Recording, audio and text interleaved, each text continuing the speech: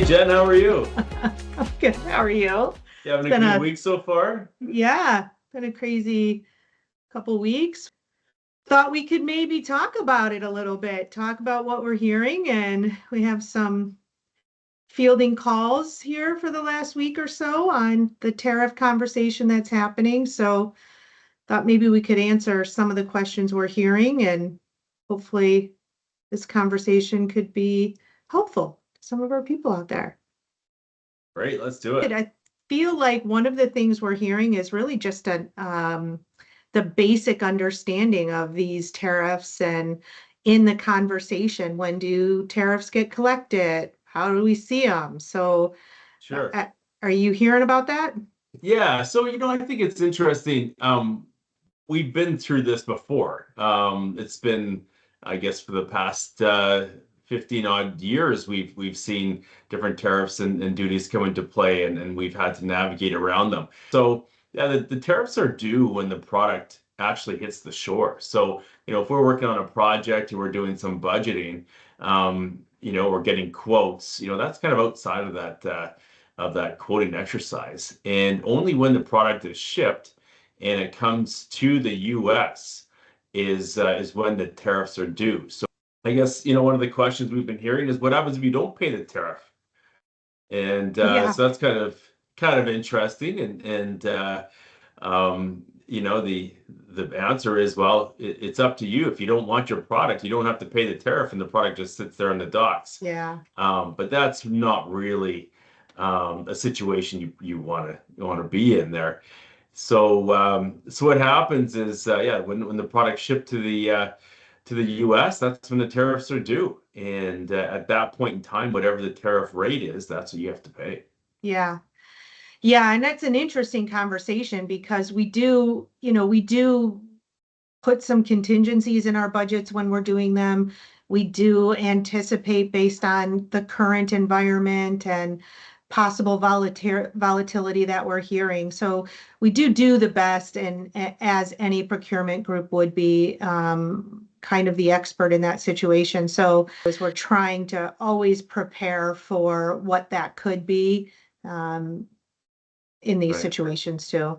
Yeah, and then there's the bonded warehouses. Yeah. That's important to understand that if the product comes into the U.S., a bonded warehouse is basically tax exempt until it leaves that bonded warehouse. So if you're working on a project and I guess one of the strategies could be is you could put your product into a bonded warehouse and hopefully you don't need the product right away and you can wait for the negotiations or the tariffs to come down.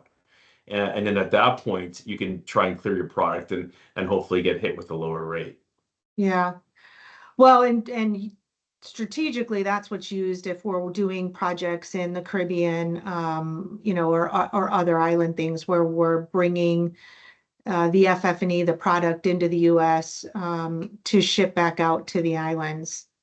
Yeah, in that situation, there would be no tariffs due if it's not a U.S.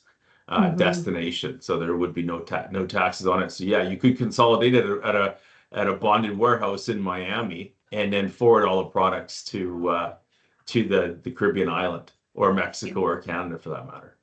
Yeah, yeah. Any questions you're fielding, you've heard on really interest in understanding where production's happening. Well, I think some of the people are a little bit confused as to, like we just described, when the tariffs are due. As an example, if we're working on a project and then we send a deposit to the factory and it's in manufacturing, there's no tariffs due at that time. It's only when that product actually comes to the U.S. Yeah, are all these tariffs due. yeah, So if you're working on a project that's 6 months out or 9 months out, it's probably smart to put some contingency, line items in your budget to allow for these tariffs, but no money is due until it actually comes to the U.S. yeah, Yeah, but I think the last point I would want to make is people need to understand that the manufacturers are not responsible for these tariffs. yeah, It is the end user that has to pay the tariffs.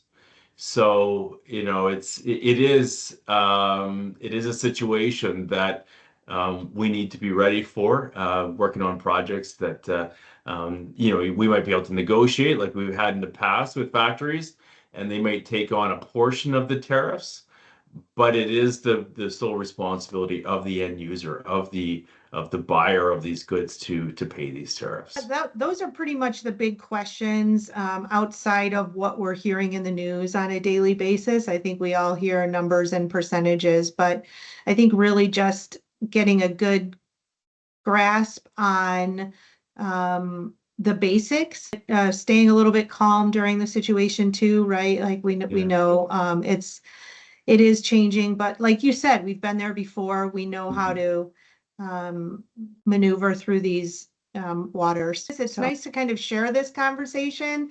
It's the first time we're kind of venturing into a 5-minute quick quick release. Hopefully some topics that people find interesting. And if anyone is listening, for the listeners out there, this is something we want to try to continue to do and would love to continue to answer any of your questions that you have. So feel free to send us a note or an email. Mark, I don't know if you have any closing thoughts here. No, I think that's great. And yeah, we look forward to being a service to the industry. And yeah, we'll do this again as more questions come in and as the situation evolves.